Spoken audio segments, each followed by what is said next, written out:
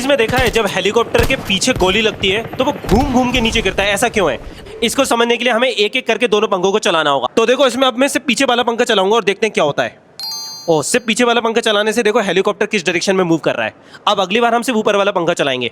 तो अब हम देखो सिर्फ ऊपर वाला पंखा चला रहे हैं। देखो जिस डायरेक्शन में ऊपर वाला पंखा घूम रहा है उसके अपोजिट डायरेक्शन में हेलीकॉप्टर घूमने लगा। अब मैं अगर पीछे वाला पंखा चलाऊंगा तो हेलीकॉप्टर में स्टेबिलिटी आ जाएगी। आई थिंक तुम समझ गए होगे दो पंखे के होते हैं। अगर तुम्हें इसके पीछे का फिजिक्स का कॉन्सेप्ट बताए तो कमेंट करके बताओ।